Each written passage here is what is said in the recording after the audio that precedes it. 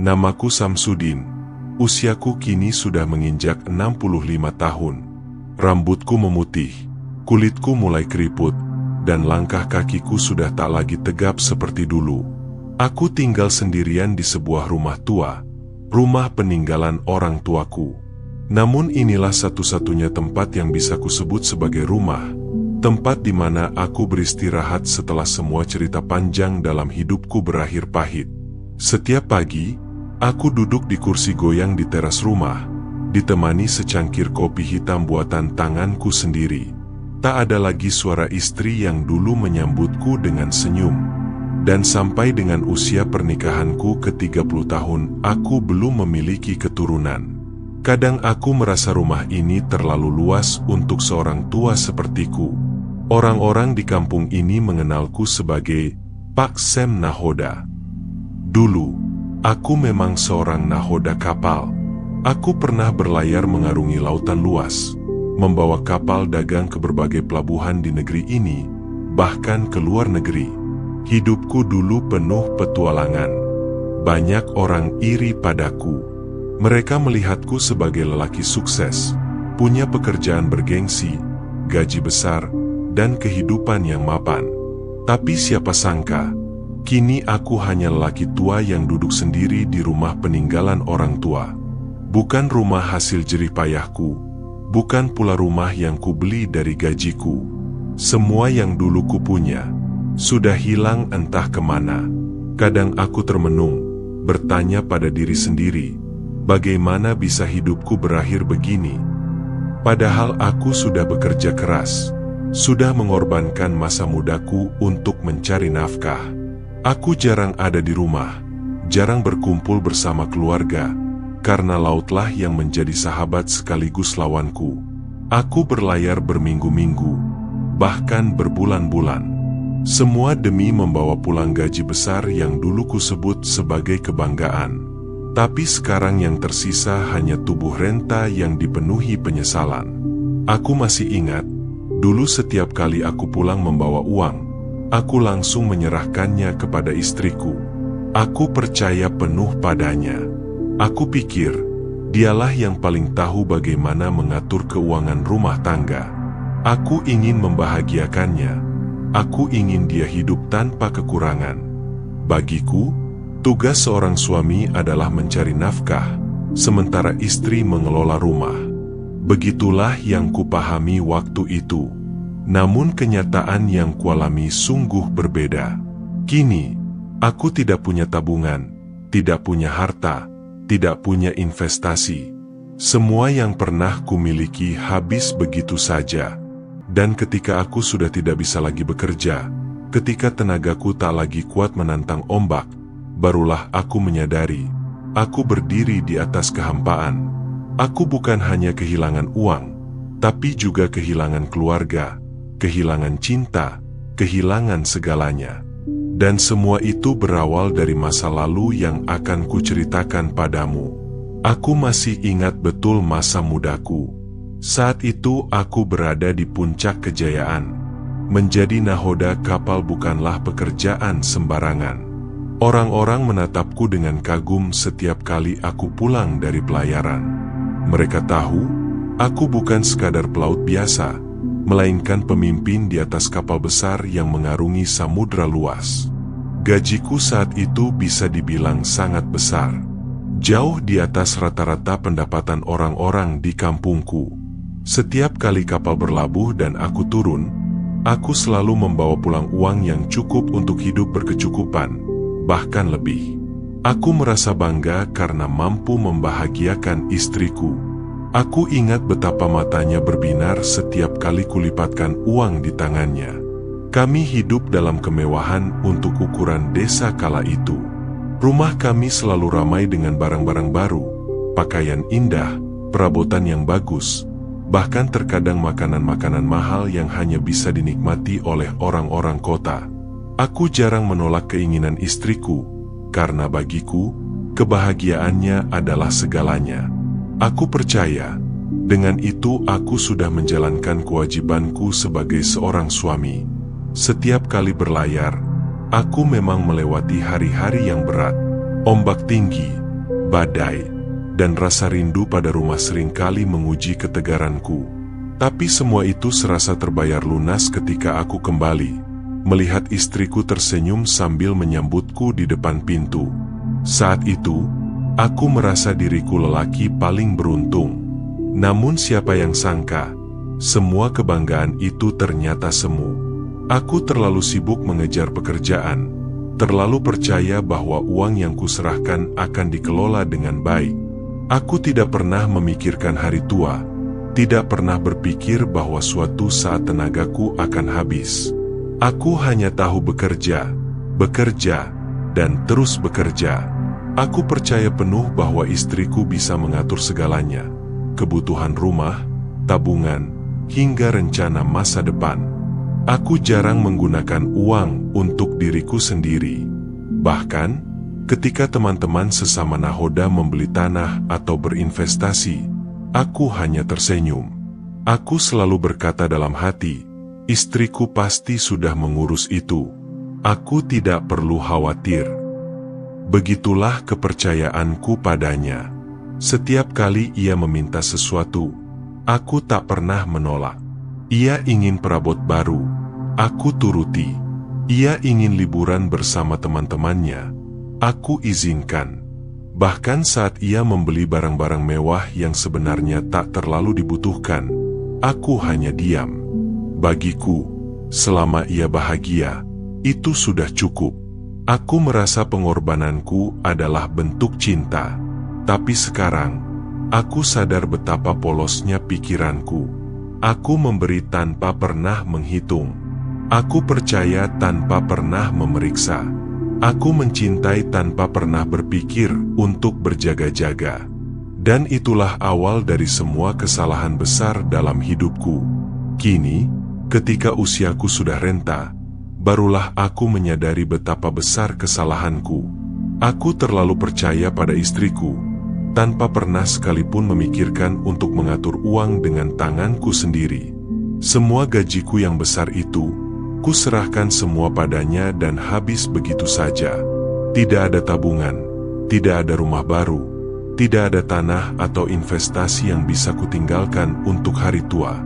Istriku ternyata tidak pandai mengelola uang. Lebih dari itu, ia juga terbiasa hidup boros. Uang yang kuperjuangkan dengan keringat, ombak, dan badai, seringkali habis hanya untuk hal-hal yang sifatnya sementara. Pakaian mewah, pesta kecil dengan tetangga, dan teman-teman sosialitanya, atau barang-barang rumah tangga yang sebenarnya tak pernah benar-benar penting. Aku yang saat itu sibuk bekerja, tak pernah menanyakan kemana perginya uang itu. Aku terlalu lelah sepulang berlayar. Yang kupikirkan hanyalah beristirahat dan menikmati sedikit waktu bersama keluarga. Selebihnya, aku pasrah. Kupikir, yang penting istriku bahagia, urusan lain nanti bisa menyusul. Dan ternyata, nanti itu tidak pernah datang. Saat pensiun tiba, semua yang dulu kukira tersimpan, tidak ada.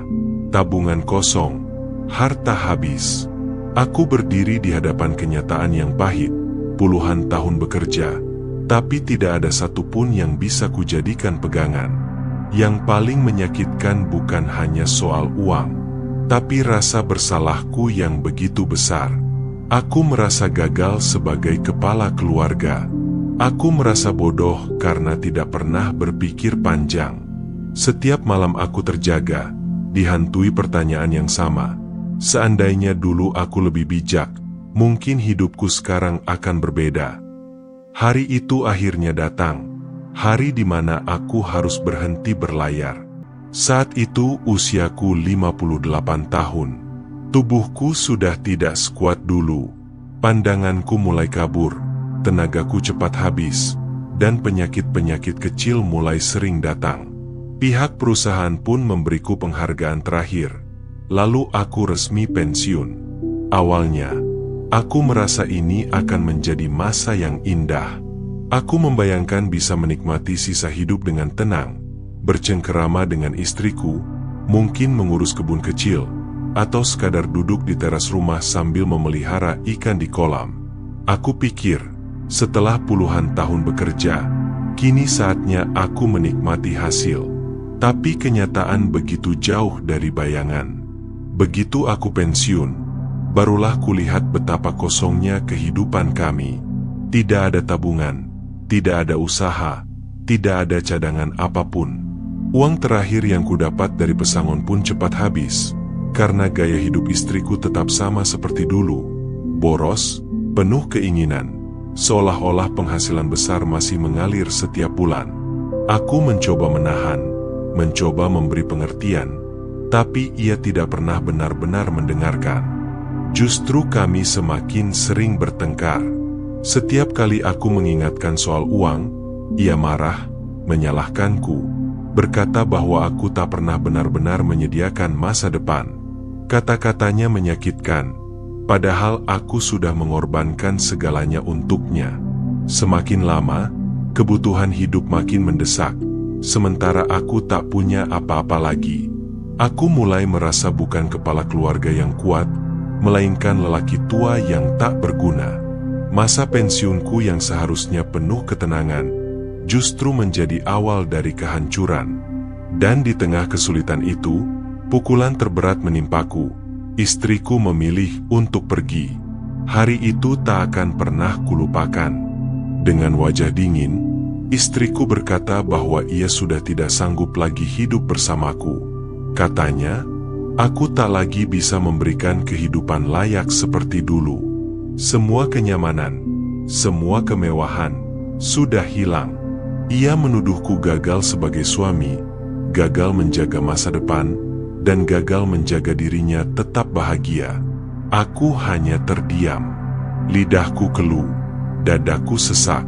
Bagaimana mungkin perempuan yang dulu selalu kusebut belahan jiwa, yang kuserahkan seluruh hasil jerih payahku, kini berdiri di hadapanku dan meminta perpisahan? Aku mencoba menahannya, meminta agar ia bertahan.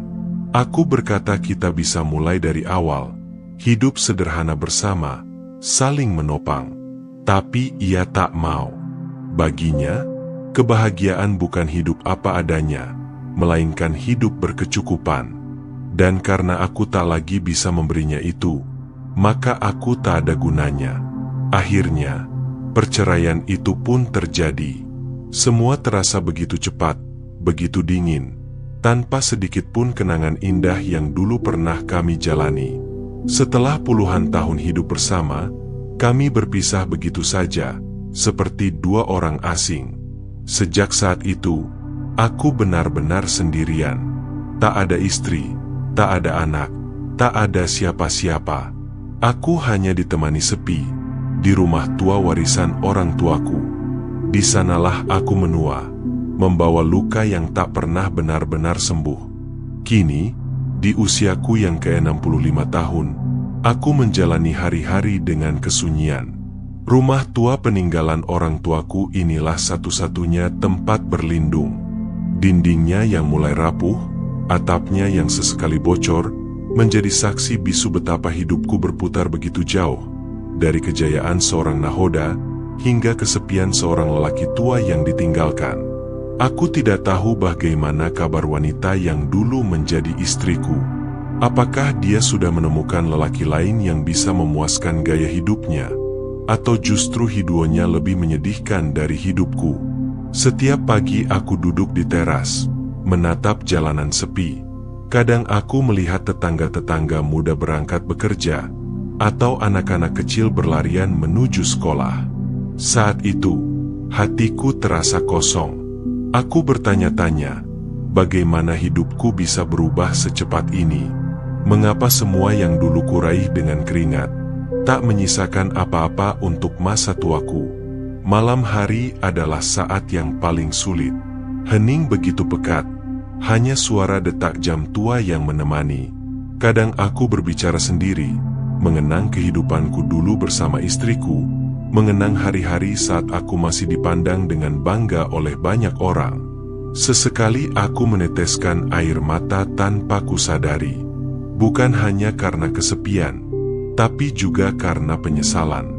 Namun di balik semua itu, aku mulai belajar menerima. Hidup memang tidak selalu memberi sesuai harapan. Mungkin inilah cara Tuhan menegurku, agar aku lebih banyak berserah, lebih banyak merenung. Kini, kebahagiaanku sederhana.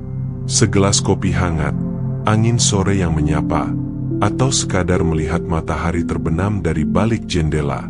Aku mungkin tidak lagi punya harta, tidak lagi punya keluarga, tapi aku masih punya waktu untuk bernapas, untuk mengenang, dan untuk berharap.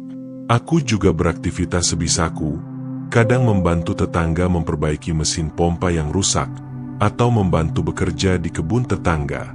Apa saja aku lakukan hanya agar bisa mendapatkan penghasilan untuk kebutuhan sehari-hari. Dan dengan sisa hidupku yang tak seberapa ini, aku hanya ingin satu hal, agar kisahku bisa menjadi pelajaran bagi mereka yang lebih muda. Jangan pernah lalai menyiapkan hari tua.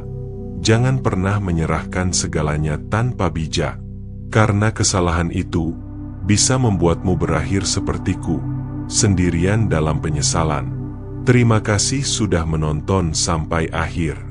Jika cerita ini menyentuh hatimu, jangan lupa subscribe, tinggalkan komentar, dan bagikan ceritamu di kolom bawah.